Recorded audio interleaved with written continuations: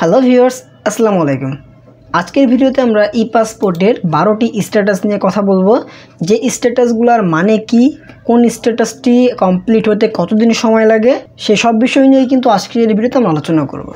তো আজকের ভিডিওতে আপনারা যারা ই পাসপোর্ট করতে চান বা করার জন্য অলরেডি অ্যাপ্লিকেশন করে ফেলেছেন, তো বেশ করে সবার জন্য কিন্তু যারা ই পাসপোর্ট করতে চাচ্ছেন বা করবেন ভাবছেন, সবার জন্য কিন্তু আজকের ভিডিওটা অনেক বেশি গুরুত্বপূর্ণ একটি ভিডিও। স্কিপ না করে সম্পূর্ণ দেখুন। আর মূল ভিডিও শুরু করার পূর্বে আপনাদের কাছে একটি রিকোয়েস্ট থাকবে, ভিডিও ভালো লাগে থাকলে অবশ্যই লাইক করে দেবেন, আর চ্যানেল নতুন হয়ে থাকলে অবশ্যই চ্যানেলকে সাবস্ক্রাইব করে রাখবেন। তো চলুন আর কথা না বাড়িয়ে সরাসরি মূল ভিডিও শুরু করা যাক।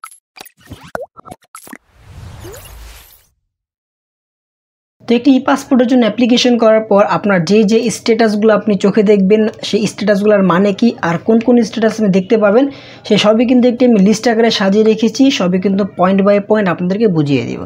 তো প্রথম যে স্ট্যাটাসটা আপনারা দেখতে পাবেন সেটি হচ্ছে সাবমিটেড। যখন আপনারা অনলাইন অ্যাপ্লিকেশন করবেন, ই পাসপোর্টের ওয়েবসাইটে গিয়ে আপনারা এখান থেকে একটি অ্যাপ্লিকেশন করবেন, সেই অ্যাপ্লিকেশনটা যখন সাবমিট করবেন, সাবমিট করার পর আপনারা যখন স্ট্যাটাস চেক করতে যাবেন, তখন আপনাদের স্ট্যাটাস দেখবেন যে সাবমিটেড লেখা আসবে।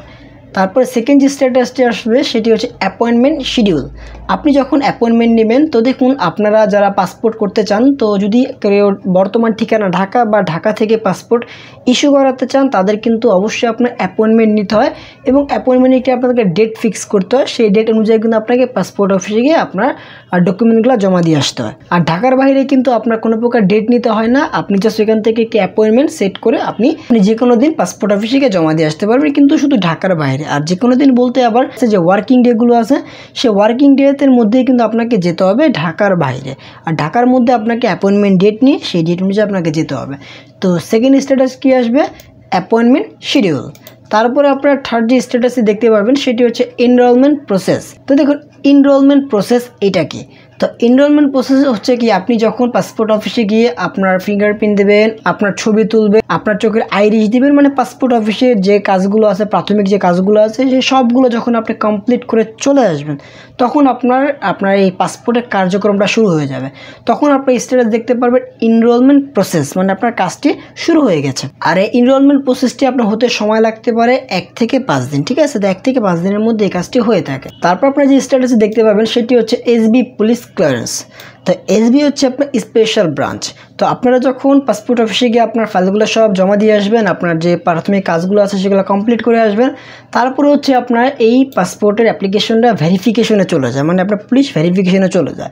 তো আপনি যদি ঠিকানা দুটি ব্যবহার করে থাকেন, ঢাকা এবং আপনার অন্য একটি গ্রামের বাড়ির ঠিকানা ব্যবহার করে থাকেন, মানে দুই জায়গায় যদি বর্তমান এবং স্থায়ী ঠিকানা দিয়ে থাকেন, সেক্ষেত্রে কিন্তু আপনার ভেরিফিকেশন দুই জায়গায় যাবে এবং দুই জায়গা থেকে কিন্তু আপনার রেজাল্ট পজিটিভ আসতে হবে। ঠিক আছে, তো এই কাজটি হতে আপনার সময় লাগতে পারে 3 থেকে 10 দিন। আর যদি কারো পাসপোর্ট রিনিউ করেন, আপনার পাসপোর্ট আগে আপনার এমআরপি পাসপোর্ট ছিল, এখন আপনি ই পাসপোর্টে কনভার্ট করবেন, তো সেক্ষেত্রে কিন্তু যদি আপনি কোনো ঠিকানা পরিবর্তন না করেন বা যদি কোনো নামের অংশ পরিবর্তন না করেন বা পাসপোর্টে যদি কোনো বড় ধরনের চেঞ্জ না থাকে, তাহলে কিন্তু আপনার ভেরিফিকেশন হবে না। সেক্ষেত্রে এটা আপনার অটোমেটিকলি অ্যাপ্রুভ হয়ে যাবে। আর একদম নিউ পাসপোর্টের ক্ষেত্রে অথবা ওল্ড পাসপোর্ট যদি কোনো কারেকশন করেন, কারেকশনটা যদি একটু বড় মাপের হয়, বয়স সংশোধন বা ঠিকানা পরিবর্তন হয়, সেক্ষেত্রে আপনার ভেরিফিকেশন আসতে পারে। আর নতুনের ক্ষেত্রে তো 100% ভেরিফিকেশন আসবেই। তো যখন পুলিশ ভেরিফিকেশন কমপ্লিট হয়ে যাবে, যখন পুলিশ ভেরিফিকেশন রেজাল্ট আপনার পজিটিভ দিয়ে দিবে, তারপরে আপনার পরের স্টেপে চলে যাবে। পরের স্টেপ হচ্ছে আপনার পেন্ডিং ফাইনাল অ্যাপ্রুভাল। তো এটা অ্যাপ্রুভ করবে হচ্ছে এডি স্যার, এটা হচ্ছে আপনার অ্যাসিস্ট্যান্ট ডিরেক্টর আপনার যে পাসপোর্ট অফিস আছে সেখানকার। তো যখন পুলিশ ভেরিফিকেশন ওকে হয়ে যাবে, তখন এটা পেন্ডিংয়ে চলে যাবে আপনার ফাইনাল অ্যাপ্রুভালের জন্য।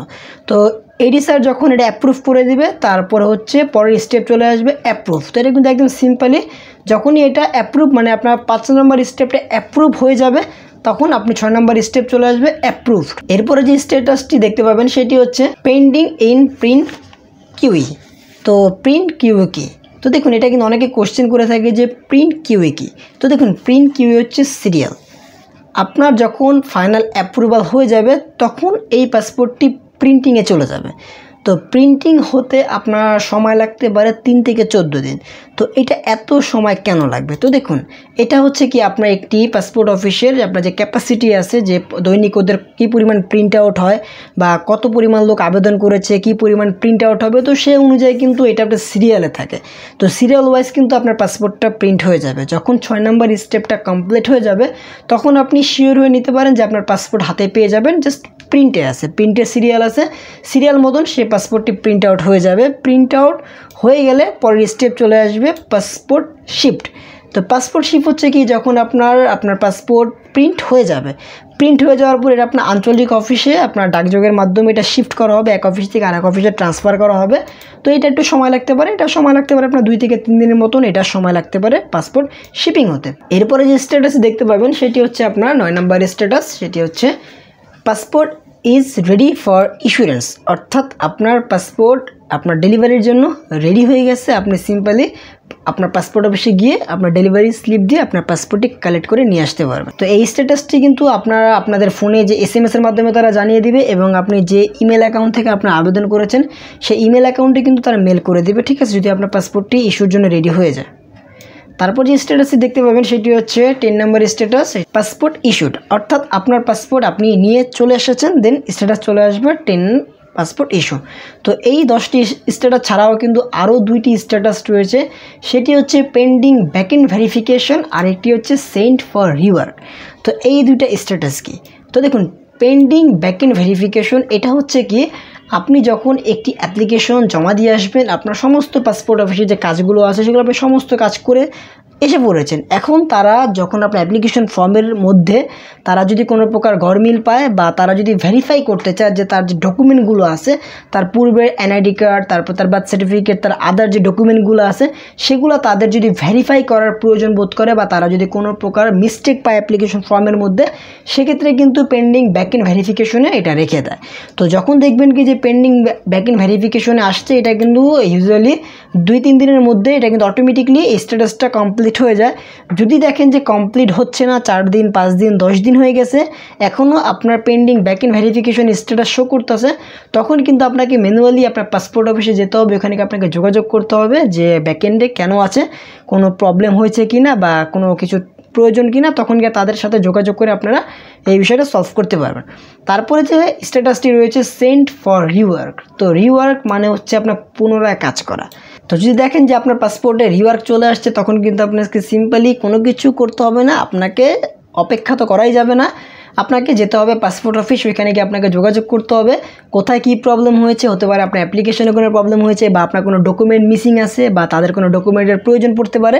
তো আপনাকে সরাসরি পাসপোর্ট অফিস যেতে হবে, এখানে যোগাযোগ করতে হবে, যোগাযোগ করে আপনাকে এটা সলভ করতে হবে, ঠিক আছে, মানে যে অসম্পূর্ণ কাজটা আছে বা যে কাজটা করার প্রয়োজন সেই কাজটা আপনাকে তখন গিয়ে করতে হবে। তো এছাড়াও কিন্তু আপনার রিওয়ার্কে যেতে পারে আরেকটি কারণে, সেটি হচ্ছে যদি আপনার পুলিশ ভেরিফিকেশন নেগেটিভ চলে আসে, যদি নেগেটিভ দিয়ে দেয় সেক্ষেত্রে কিন্তু এটা রিওয়ার্কে চলে যাবে। রিওয়ার্কে গেলে কিন্তু আপনাকে আবার পুনরায় যে প্রবলেমগুলো হয়েছে বা যে প্রবলেমের কারণে রিওয়ার্কে গেছে সেটা আপনাকে সলভ করতে হবে। তো মূলত এগুলো হচ্ছে পাসপোর্টের স্ট্যাটাস সমূহ, আর এগুলোর কী মিনিং, কতদিন সময় লাগতে পারে, আশা করি আপনাদেরকে আমি বোঝাতে পেরেছি। তো কেউ যদি কোনো কিছু না বুঝে থাকেন বা কারো যদি কোনো প্রকার প্রশ্ন থাকে অবশ্যই আমার কমেন্ট সেকশনে জানাবেন। আর যদি ভিডিও ভালো লাগে থাকে অবশ্যই লাইক করে দেবেন, আর চ্যানেল নতুন থাকলে অবশ্যই দেখে সাবস্ক্রাইব করে রাখবেন। তো দেখা হচ্ছে পরবর্তী ভিডিওতে। এই পর্যন্ত ভালো থাকবেন, আল্লাহ হাফেজ।